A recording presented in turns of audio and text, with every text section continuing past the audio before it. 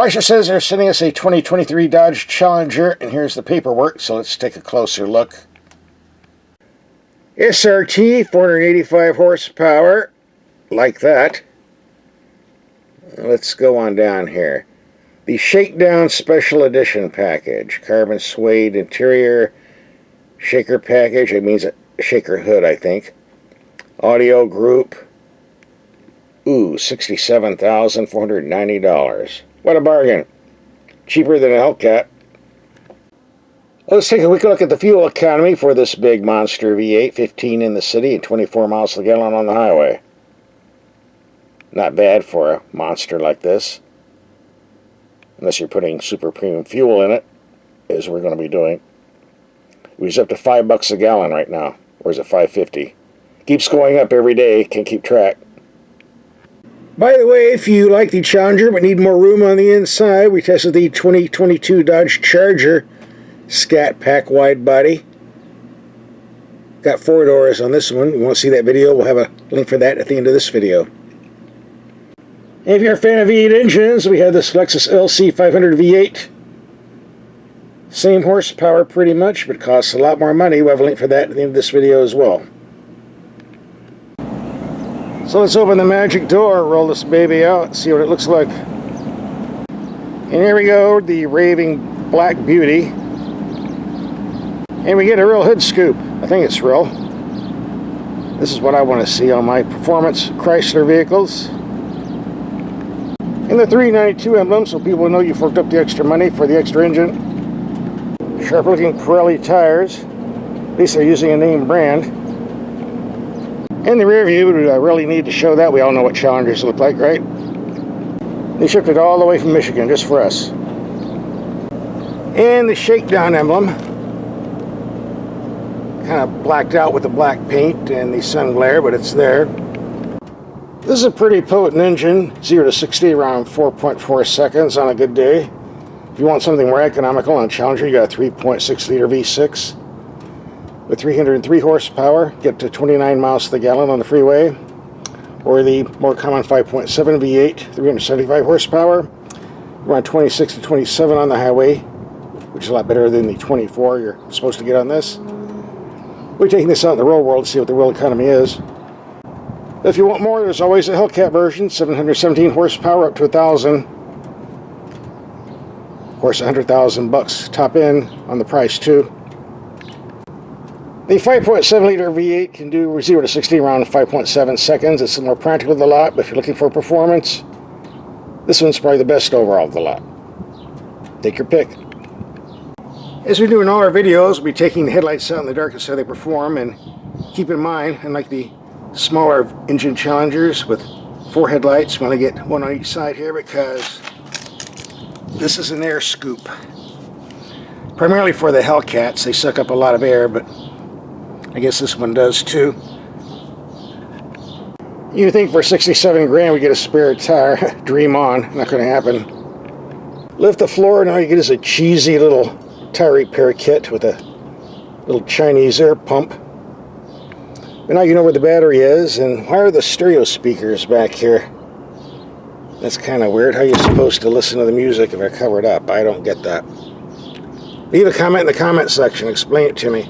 A lot of people will tell you this vehicle represents a true American muscle car, and yeah, in concept, but in execution, not so much. First of all, Dodge is owned by the European company of Stellantis. Secondly, this is assembled in Canada, not the United States. And number 3, the underpinnings are from Mercedes-Benz. Platform, suspension components, and the like. So, we're not really a true American vehicle, but hey, it's a thought that counts, right?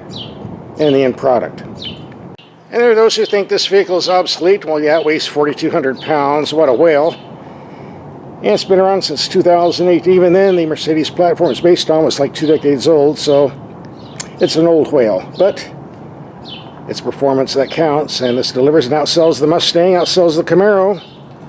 So why are they discontinuing it? Don't ask me. And here's a nice retro touch.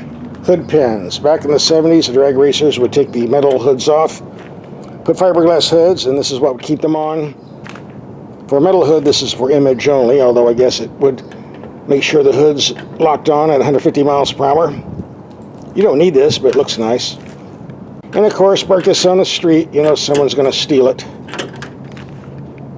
Maybe you could electrify it, hook it up to the battery. Zap. It is truly amazing how a giant, huge whale of a car can be so big on the outside and have so little room on the inside.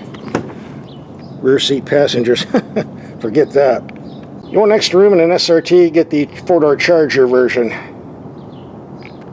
The interiors from the original Challenger, 1970 and 1974, were nothing but garbage. And the ones starting in the new generation, 2008, weren't that good. But the ones they're making now are very nice. Great materials and workmanship. They definitely got it right.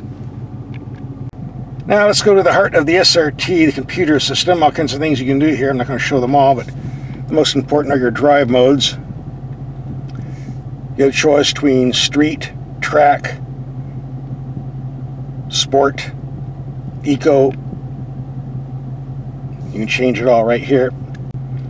Track, sport. Right now I have it in custom mode, which is basically everything sport except traction. You don't want to turn off the traction on the street in this. It can get you in some serious trouble. I know you're going to do it anyway. Here you can get your acceleration times for the drag strip or street. It says the best 0 to 60 time is 4.9 seconds. I know it can do better than that. You can have all kinds of fun with this. I'm not going to go over everything. You get the idea. By the way, you can dim the auto-dimming mirror. That programs on the computer here. But you have to look for it. You can pull up all kinds of gauges if you choose to do so. Same thing on the gauge cluster, which is being drowned out by the sunlight at the moment. And you do have launch control if you want to go 0 to 60 a lot quicker than the 4.9 seconds we saw. And the climate controls are very simple to operate. And here's the shifter for the 8-speed automatic. It can be used manually if you choose to do so. Or use the paddle shifters on the steering wheel. The steering wheel is where they belong, by the way, not on the steering column like the Italians do, which is kind of stupid.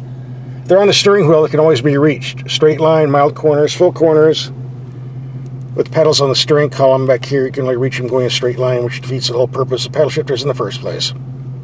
They belong on the wheel, and Dodge got it right. And there's lots of room in the glove box. These sun visors do slide back and forth to keep the sun out of your face, although they could be bigger, but they're not. Alright, part 1 show and tell is over. Part 2, let's do some driving. Where's that exhaust? Nothing like the sound of a V8. Can't beat it. Oh, by the way, this engine requires 91 octane premium fuel, but there's nothing in here that tells you that. There should be a sticker, and Dodge is not putting the stickers on lately. Shame on you. Means you could be using the wrong type of fuel. Read your owner's manual. The power steering's a bit on the rubbery side, but you can adjust it for the amount of effort it takes to turn it. It's not too bad. I've had worse. Unless I say otherwise, all my driving is going to be in the sport mode. So let's start by taking some mild speed humps around 20 miles per hour. Here comes number 1. Heard some thumping, but not too bad. Impressive considering these giant wheels and tires. Here comes the second bump. Pretty smooth. And the nasty one. Yeah, we felt that one, but that was to be expected. Alright, for the past 272 miles, 13.6 mpg in city driving. Mild city driving with a bit of expressway. However, today in 33.9 miles of very heavy city traffic and stop and go about 2-3 mile trips at a time. Ooh, it dropped to 10.5. Ugh! We gotta get on the freeway and redeem ourselves here, so let's reset everything. Take a little highway trip. At 75 miles per hour, I'm pulling around 1800 RPM, which is reasonably low, so that should help fuel economy a bit. Maybe. We'll find out. And while the Chevrolet Camaro and Ford Mustang has gone to 10-speed automatics, there's nothing really wrong with that, but 8-speed automatic is fine, especially if you have a big V8. I really don't see the big performance advantage on 10-speed. I've driven them, don't see it. 8-speed automatic is fine. Well, 21.2, I was expecting a bit more. Other SRTs, I've got at least 23, but we'll take a return trip and see what we get. Let's take a return highway trip. Set everything back to 0. We'll try to keep it around 75 miles per hour and not pass anybody. Alright, we got 21 going there, 23 coming back. I'd say it's an average around 22 mpg. And they claim, what, 24? Well, that's pretty close, I guess. So let's take this SRT out on some back roads and see how it handles.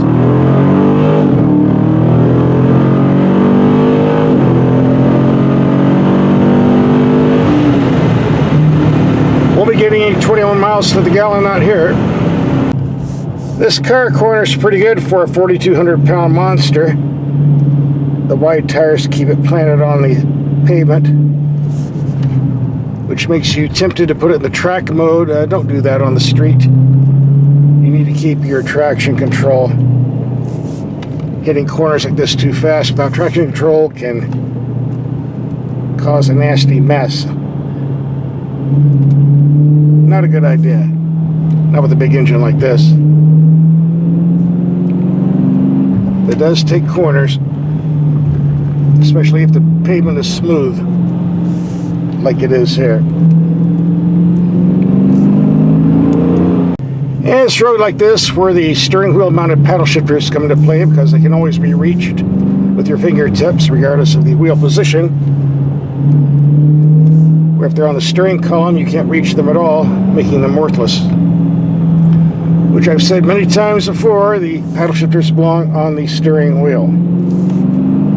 Enough said. And what do we have here? A skunk.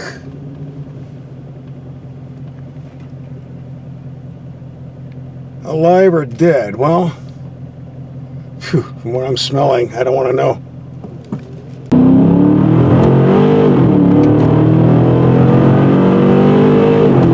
Yeah, let's open this baby up.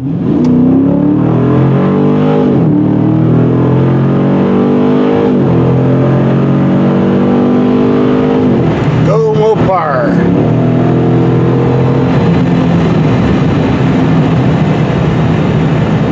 If you're going to drive an SRT, plan on doing a lot of this. $81 for 15 gallons. How far is that going to get me? I see we have a message left here from somebody. Yeah, actually I do miss you at these prices. Well, let's see, 15.4 mixed commuting. That should give me another 220 something miles. What a bargain. We're going to take a little road trip out in the desert. Got to stop by and say hi, Freddy the Frog, because if you don't, it's bad luck. Hi, Freddy. Alright, now we're covered. So, let's get this show on the road.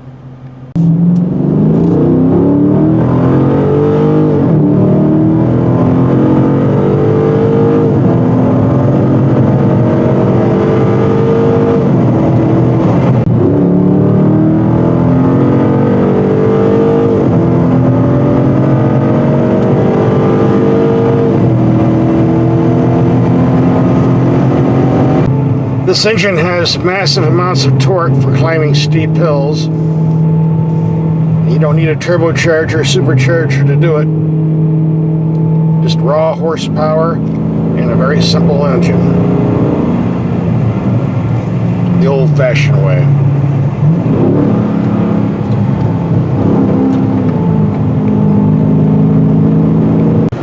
This is where the SRT V8's the happiest, on an open road where you can open up the engine. Hear those nice sounds you don't get off a V6 engine, only a nice V8. Go, baby. We're on Dead Man's Road. Tight corners No guardrails, big drop-offs, and cattle wandering around the road, and it can be very dangerous in the wrong car, but I think we have the right car. I don't think we're going to spin out in this.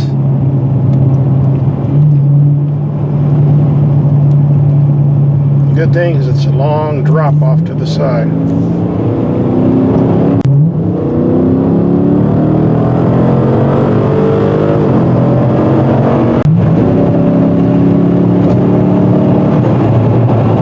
Of course, knew this would happen. These big vehicles must have hamsters under the hood. On a vehicle like this, the question is, what's the 0 to 60 time, quarter mile time, a top speed? Well, we didn't want to do a top speed. In order to do that, we had to take it out on a private road and did a couple runs using the launch control. Had a bit of a traction problem, so 0 to 64.6. On a smoother road, we could have done a bit better, I think. But it says a quarter mile on 13.1 with a trap speed of 106, so that's nothing to complain about. A very good number. And on this road trip, we got 17.5 mpg. It's pretty close to what we have on other V8 cars we've had out here. The Ford Mustang GT, Ford Mustang Bullitt, Corvette, and a couple of Chevys. Usually around 16 to 18 mpg. So we're in the right ballpark for a trip like this. And when the car was delivered, we had a couple hundred miles on the trip odometer. We didn't reset it, so 730 miles for two drivers, 16.8 mpg, at around $5.60 a gallon. Do the math. So what's my take on this Dodge SRT after a week of driving? Well, I love it. I definitely like to buy it, but can I afford it? I can afford the vehicle, but with gas prices the way it is, a few years ago, we had a businessman running the country. Gas was $2 a gallon. Now the clowns are running the circus. It's up to $5.60 to $8, depending what area you live in. And it's not going to get better anytime soon. And if you voted for the clowns, you have no right to complain. You got what you asked for. In the meantime, this is a fantastic car. In the last year, last chance. If you go to the auctions, the old 1970 Challengers with big V8s are bringing lots and lots of money. To be one of those guys said, I had one back then, wish I hadn't sold it. Now's your chance. Buy one of these, keep it 20, 30 years. Maybe you'll get a good price at the auction in the year 2070, 2060. Don't worry, we'll all be around by then. In the meantime, be around for my headlight night drive test. If you didn't see that video, we'll take this out in the dark and see how these headlights work. We'll do that right now. And subscribe. I need the gas money, obviously. Alright, it's dark enough, and let's take these lights out and see what they do. And I see the air scoop, and the center lights up, even though there's not a headlight there. Okay. One thing about Challengers and its sister the Charger, they're not skimpy with the headlights. I always have plenty back here to see. Won't miss these. And here are the emergency lights, kind of drowned out from all the glare from the taillights. Not so from the front because they're separate from the headlights. Well, headlights off. Definitely see them now. And even though the headlights are turned off, we still have a mild glow around the outside of the case. Interesting. And view from the rear. Not very big, but definitely bright. You get a good view of the cabin from here. You can see the info screen. Well, lots of pretty lights to look at in the Challenger. Here's the shifter. The gauge cluster.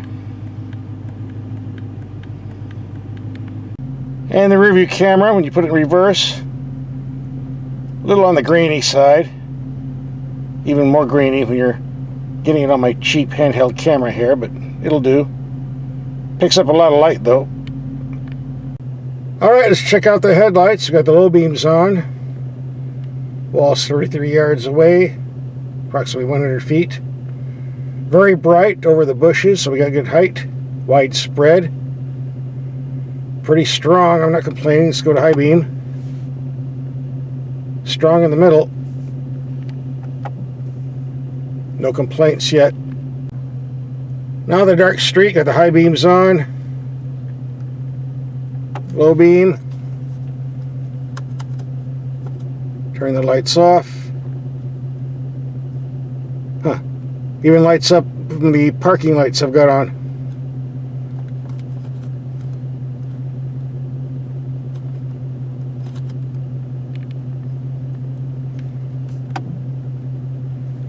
Not bad.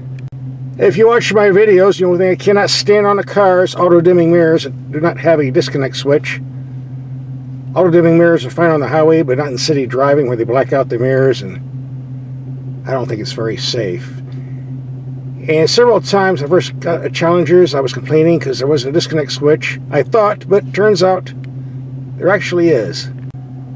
You get on the info screen, press controls, and you can disconnect the auto-dimming mirror right there. Or turn it on again. Now you know. For a while I didn't. So let's see if we can light up some signs. High beam. Low beam. Same thing at long distance. Yeah, it reaches way out there. Now we're out in the sticks, we can really get these headlights evaluated. Low beam, high beam, reaches out about half a mile. So let's do some more.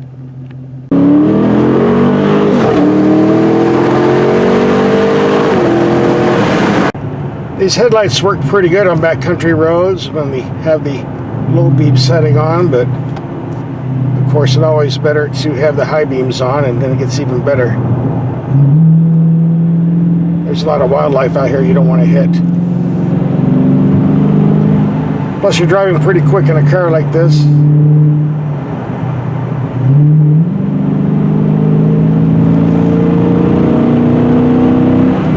Here we have a large dip. As you can see on some headlights, it can disappear pretty quick. This one's not too bad.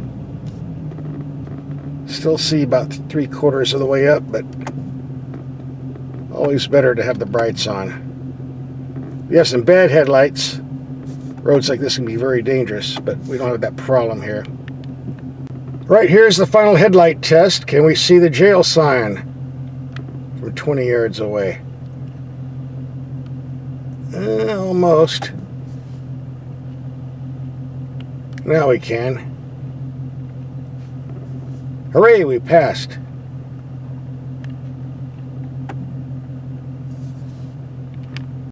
Well, that was a nice little night drive spin we did, but time to go back into town. Too many weird creatures crawling around out here. Bats, snakes. You get the idea. But I would say the headlight test passed. I think it's cool how this air scoop's all lit up. Lights up the air as it goes in, I guess. Some kind of weird engineering. Well, we could certainly use some good lights on this road. That's for sure.